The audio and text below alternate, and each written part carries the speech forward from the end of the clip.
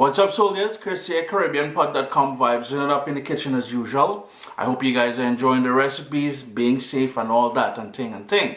Now, to avoid the hate and all these stupid comments, soggy, sappy, wet, soupy, whatever you want to call it, we get it out of the way. Today we're making a wet rice and peas or peas and rice. And you won't hear me use the word Jamaican because here's the thing, my yardie friends, they're very patriotic and they love their shelly rice and peas. So we ain't trying to disrespect that. Mind you, the entire Caribbean have a rice and peas recipe, so nobody really own the copyrighted, but I just want to put that out there. So today we're doing something a little bit different, something you won't see Granny doing or anybody else, but Uncle Chris is doing it. A wet rice and peas.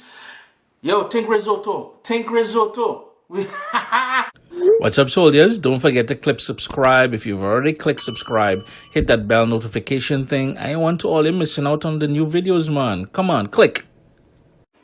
I've got my new earthenware pot here, and you can use any pot that you want on a medium flame. And right away I'm going to go in with about 1.5 tablespoons of olive oil. Yes, as I said, everything about this recipe will seem different to you, but there's a reason and rhyme for everything. We're going to build flavors from the start. I have to start off with an onion, all diced up, right? Turn our heat down now to low because we don't want to burn anything. We've got 4 cloves of garlic. Just gonna smash it in there. And this is, boy, when you're done with this here, this thing is real nice. I assure you, you're gonna change your mind about how you make rice and peas or peas and rice moving forward. I have here 2 scallions chopped up. I have here a pimento pepper, totally optional. That is all about flavor, that is not about heat. If you're new to it, this is what it looks like. They're elongated. And once you cut them open, you're going to think, wow, they're spicy, but they're not. They're very, very mild in heat. The odd time you may get a little something, who knows. A little bit of ground allspice. That's about 1/2 teaspoon or so of that ground allspice. I've got here a piece, well, half of a scotch bonnet pepper, and that's where the Caribbean sunshine, that's where the heat is going to come from. If you don't want it, don't. And I have some seeds, but remember, as I always tell you guys, the seeds and white membrane around the seed, that's where that major heat is going to be, that kick. Avoid it if you want. Fresh ground black pepper. And remember, every time you handle any sort of hot peppers, any spicy pepper, wear gloves and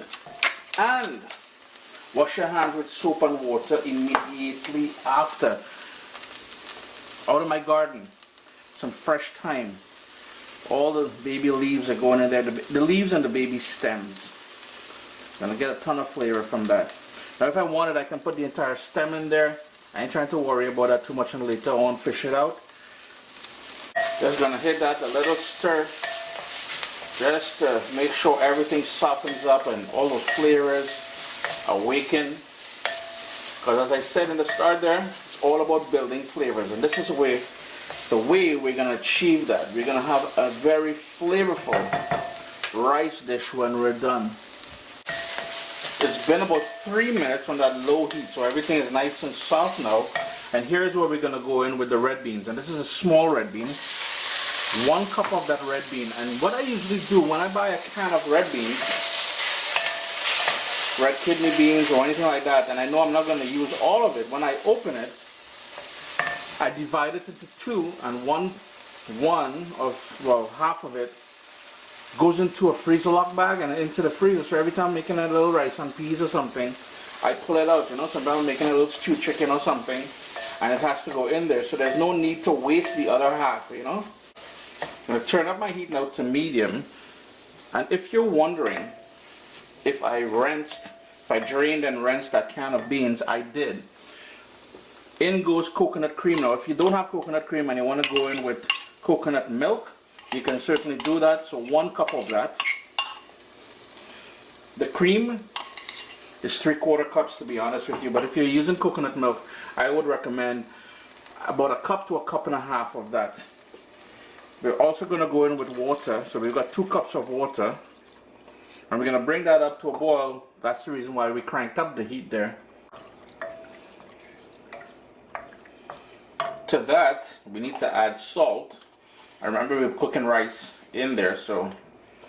And the other thing is, be mindful, I am also using a chicken stock cube. So if you want to use a vegetable stock and keep this vegetarian, you can certainly do that. So I'm just going to break that up in there as it comes to a boil. And that's going to add a bit more flavor to the overall rice and peas, or peas and rice.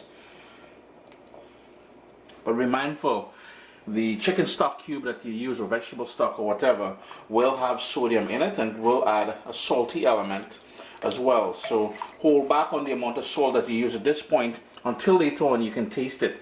Bring that up to a boil, and we're going to let that go for about 10 minutes or so, just for those flavors to develop.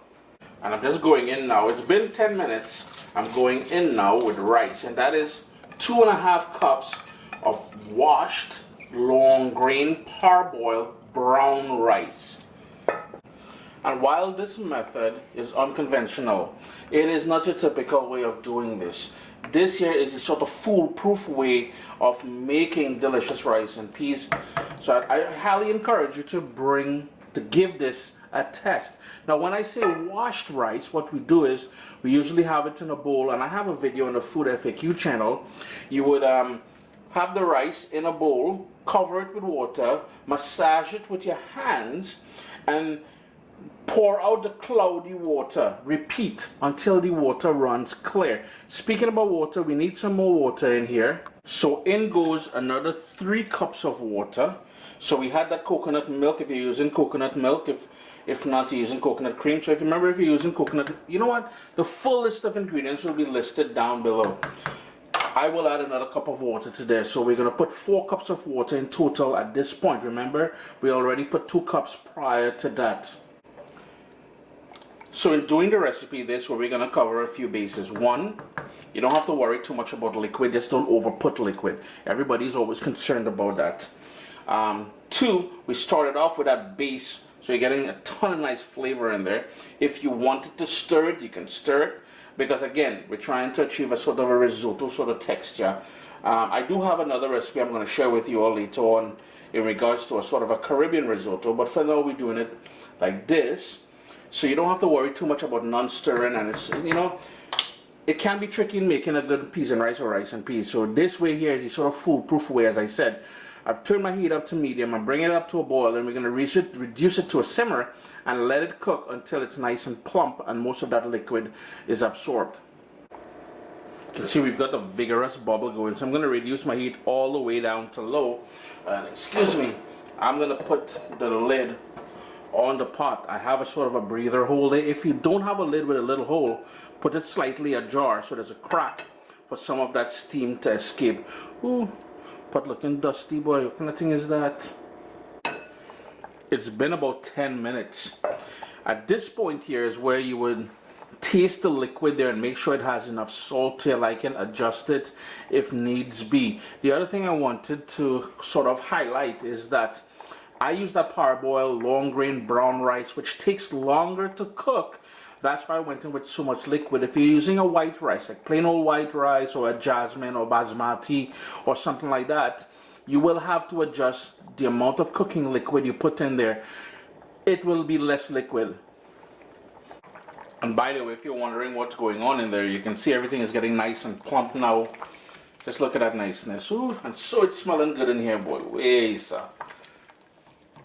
It's been 22 minutes now, and I know my pot, this is an earthen pot, as I said, it's going to retain a lot of heat. So I'm just going to give that a quick little stir. Yep, unconventional, as I said. Just everything about this recipe is unconventional. I'm going to turn off the stove and I'm going to put the lid on. Brap, brap. And we're going to give it about 5 minutes, let that residual heat finish off there. 10 minutes later. And look what we've got. We want it to be nice and creamy though. So notice how it's wet. It is not your typical rice and peas. I warned you guys from the start. But this, man, if you like, you know, you gotta like mushy rice, man. You're gonna love this one. Unconventional, not your typical, But you're gonna love this one. Real easy to put together. Chrissy at CaribbeanPot.com. Always a pleasure having you guys here in the kitchen with me. Leave me a comment down below. You know, save the heat. As I said, I don't appreciate that. Nobody appreciates that. But give it a try. You're gonna love it, man.